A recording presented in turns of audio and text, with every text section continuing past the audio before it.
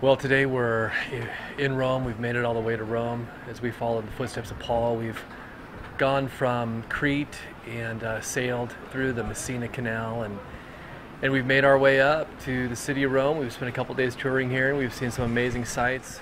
Here we are in Rome, and you know how significant this place is. Paul, of course, landed in Putolia, and he made his way to Rome. He was under house arrest for 2 years.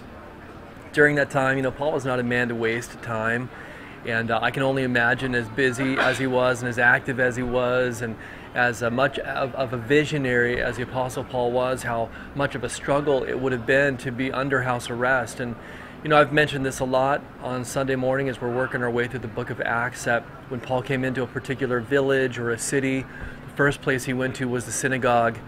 And because he was under house arrest, he did not have the opportunity to make his way to the synagogue, so he had the synagogue come to him.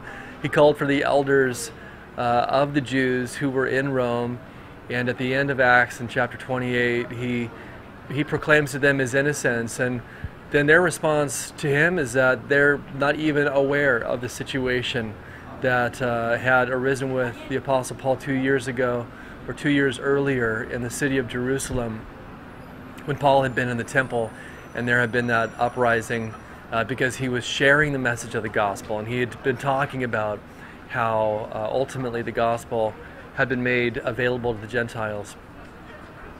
But Paul was here for 2 years, and he was under house arrest. He had the Jews come to him. Some of them believed as he shared the message of the gospel. Some disbelieved, and then the New Testament tells us that the Apostle Paul faithfully ministered to even the whole household of Caesar, and ultimately we know from church history that Paul was released.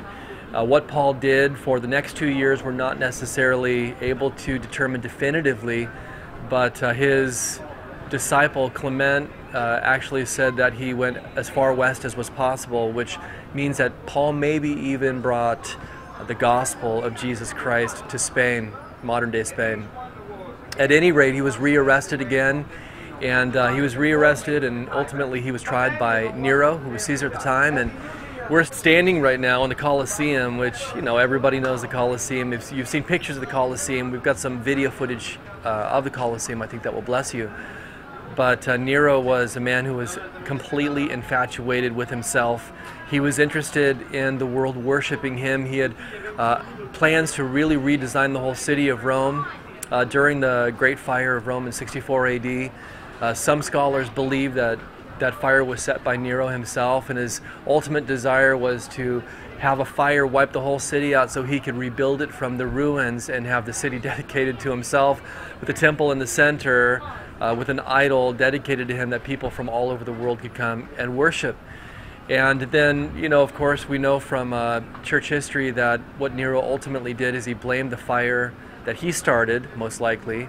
He blamed it on the Jews and the Christians, and there was an intense persecution against the Jews and the Christians. Paul was caught up in that persecution, and we know ultimately he was beheaded in Rome by Nero. Of course, Peter later on was crucified as well, upside down. But we're in the Coliseum. This had been a lake sitting in the front of Nero's palace, and Nero decided that he was going to begin this particular building. Our guide gave us an interesting piece of information. When Titus had conquered the city of Jerusalem in 70 AD, and the temple, of course, was completely decimated, torn down as the words of Christ were fulfilled, history says that he brought back 25,000 Jewish slaves with him. It would have been the cream of the crop. All of the builders, all of the artisans, all of the princes and the people in positions of power, 25,000, and some believe that over the next 8 years, from around 72 AD to 80 AD, it was in fact these Jews that were responsible for building this immense Coliseum that could fit over 30,000 people.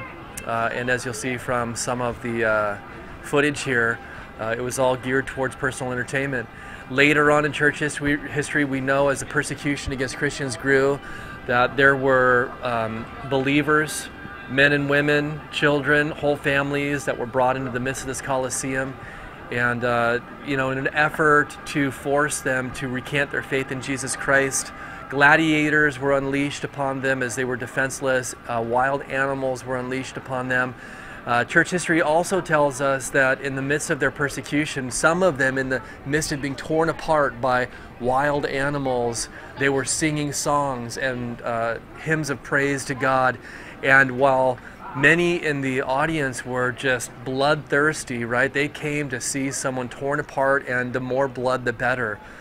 Church history tells us that some sitting in the audience at the time, seeing the faith and the steadfastness and the strength of these Christians and the courage in the midst of total violence, some of them were won to faith, and in fact, instead of the church shrinking, the church actually began to grow, which is the way it works with God.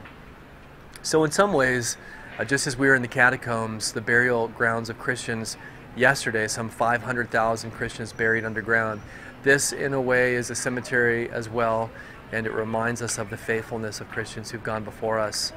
Someone said in the early church, the blood of the saints, the blood of the martyrs is the seed of the church. So through their own suffering, the church in fact was caused to grow. Anyway, that's a little bit of the history of the Coliseum here and its impact on the early church. And in addition to that, of course, we're finishing up the footsteps of the Apostle Paul, and what an amazing and marvelous life he had. We're going to head over to the Mamertine prison where Paul was kept in jail before he ultimately was beheaded by Nero.